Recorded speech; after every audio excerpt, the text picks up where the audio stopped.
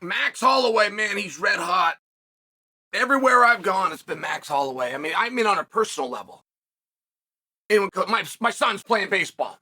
Practice last night. Sizemore walks right up to me. Asked me about Max Holloway. I had news from over the weekend. Old Chael was in the news just a little bit. Never asked me about it. Never even got around to it. Stayed on Max Holloway. I mean, I'm just saying, right? Like everywhere I go. I read an article today. It was very beautiful. Did Drake write this one? Is this from Drake Griggs? Who wrote this? Max Holloway moves up 6 spots in the pound-for-pound rankings. They got him at number 8. And number 2 within featherweight division. Now, to explain to you all of the problems with that, right? I mean, that's great for Max. That's great news. But to explain for you the problems within our inept rankings committee, for them to see a fight at 155 pounds and let that affect the rankings at 145, like only they could do that. There is no reason for our rankings committee to even consider Max a featherweight. There would be no reason. The evidence that they would have is that he has changed weights. The evidence of that was the weigh-in that they saw him do prior to their new ranking. All right. And number 8. Before we even get into it, do you believe that there are 7 men out there that can fight better than Max? And I like to use this example. For some reason, I feel like this is the right way to word it. If your son came to you and was gonna go get in a cage fight, and there's nothing you could do, you can't talk him out of it, you can't help him, you can't back him up, you can't say there's nothing you can do, but you do have a magical power to give him the skills of one fighter before you give your child the skills of Max so that he can go protect himself in this cage fight that you can't interfere with. Are there 7 other guys that you would give that ability to? And we don't need to go back and forth on the pound for pound, but you would see the incredible irony of having the rankings committee put a guy on a pound for pound list, because that is a term and an expression that you must understand, including the history of. You must. And by participating in that list, you are demonstrating that you have an absolute understanding of weight class. And then you put him number 2 at 145, a weight class he isn't. It's just you can't make this stuff up. But when I tell you how hot Max is, okay, the idea that Max take the BMF and use that as a golden ticket into a title fight was fun. That was a fun topic. And we couldn't do away with the narrative because Gaethje already made it clear that that's what he was going to do. We're all supported all the way down to Islam, and Gaethje might have to wait and do the November 1, but okay, great. You're getting it next. And our evidence that you deserve it is you've got the BMF belt. Therefore, if Max was able to take it from him, of course, that would go to Max. Now, Max himself alluded to the idea that he was going to take that, use that very golden ticket, go down 145 pounds. And once we got to the post-fight press conference and found out that the young man from Lafayette, Louisiana, Dustin Poirier, was going to take the cage opposite Islam by default, we decided that Max was going to take on Ilia Topuria. And I don't see it that way.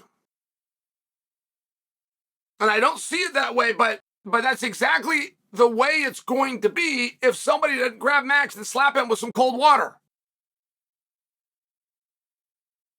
I see that opportunity at 145 as a real opportunity, and only because Topuria is so big. He's huge. Topuria got an entire nation to come behind him. And we've seen that before, but we don't see it a lot. And when they do it, oh my goodness. and Spain, they rallied around this guy. I mean, they're talking about that he could go sell out a bullfighting arena out there of 80,000 seats. Now, that might be a little bit lofty, whether they could do it or they couldn't do it. They're not even discussing that anybody else can do it. They have never discussed that anybody else could do it. So Topuria is huge, right? That's the point that I'm trying to make. Topuria is huge. But Max has Volkanovski issues. Can we agree? Now, not trying to get into the X's and O's or whether Volk slowed down and Max sped up. I'm not trying to get into that.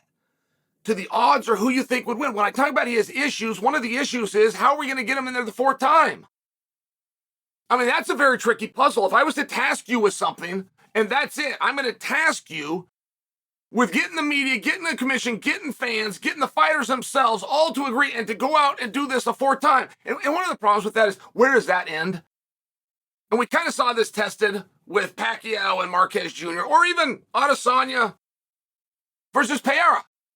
Like, if we don't stop at some point, if we're going to go do number 4, why would we not do number 5? And if we do number 5, why wouldn't we do 6? And then why wouldn't we go to the rubber match and make it a best of 7? Like, do you see where it becomes hard? Not to mention, not all that fun and or interesting. It was not that fun or interesting to watch Max and Volk fight the last time. Just seen it enough, right? Now, I'm bringing that to you because Volk is next. Volk is next in line for a title shot. How do we know that? Well, 1, the rankings have him as number 1. But 2, wouldn't a guy automatically be the number 1 contender to his very title if it's his title that he just lost? At least in theory. It doesn't mean he's going to get the match. That's called a bout agreement. That's something different. But can we at least agree that Volk is next? So let's say that we don't give it to Volk next. We give it to Max next. If we're real sure Topuria is going to win, which we're not. So don't even finish the thought. If we believe that Max is going to win, we're then going to put Max against Volk for the 4th time. Or, we explain things to Volk. We have a big boy conversation. That many times in this industry, we will hope that he will passive-aggressively elect himself the mayor of Get the Hintville. But oftentimes they don't. So you might have to just come to him and say, at 35 plus years of age, here's a couple of options that we have for you. And it doesn't involve Ilia Topuria. And by the way, champ, if it did, and you won, we now have to look at this fight that we don't really want to do a second time, and we now have to do it a 3rd time. So we got to consider these things. And it's just one of these conversations where if you do look at that and you do study it and you want to do it with any kind of intellect or heart, you have the conversation with Volk now, or you put Volk in next, which would sure solve a lot of problems considering Max has a championship that he should defend. Gaethje did. It's what provided him the opportunity. I think that those things are meaningful, and I know that Max would agree with me. Of course Max would defend. Of course he would. Sure, he'd stay at 55 and spread that around. Not to mention the options start to get a heck of a lot more interesting. Conor McGregor and Michael Chandler's odds came out today. You guys know what they are? Dead even. I couldn't believe it. I could not believe... Dead even. Imagine that Conor beat Chandler. Only thing Max has ever asked for in this industry is another shot at Conor, which he could never get there. How? How would he ever get to Conor? I mean, right, they were 45-pounders when they did it. Max is still largely a 45-pounder, and Conor's a 70-pounder. How would we possibly do it? Well, Conor could make 55. And Conor doesn't really need anything to do with Max. But you tell me Conor McGregor doesn't want that belt? Or you tell me he doesn't qualify for that belt? Interim champion, featherweight champion, lightweight champion, and BMF champion? You see how that closes the book on a lot of arguments? And if you just don't see it that way, and you just got to see Max, and you just got to see Topuria, maybe, and you probably will. And you probably will because you asked for it, and Max really cares about what you have to say. He really wants your opinion. But I use that kindness of Max to illustrate for you, he hasn't considered the other way. He hasn't even considered he can keep those calories on. He can be happy and energetic like he was Saturday. And can we agree he's not going to get a harder fight than the one that he just had? There might be somebody as equal and it might have its own struggles, but can we agree he's not going to have a harder fight? So why take the weight off? What do you have to gain? And you may have an answer to that question, but you haven't stated it yet. You haven't stated why Max and Topuria is so important. You haven't even come at this with a stronger passion than you responded to Sean O'Malley calling out Ilia Topuria, an idea that you really liked. We all knew we weren't going to get it, but you all really liked it. And you don't have a stronger feel for this. And let me ask you a question.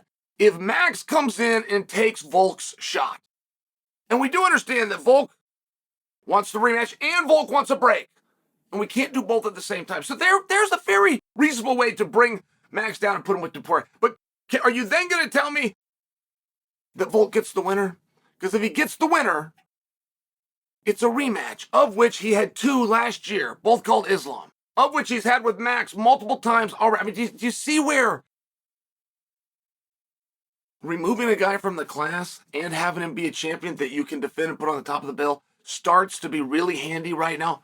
Oh, wow, guess what? We've already got it.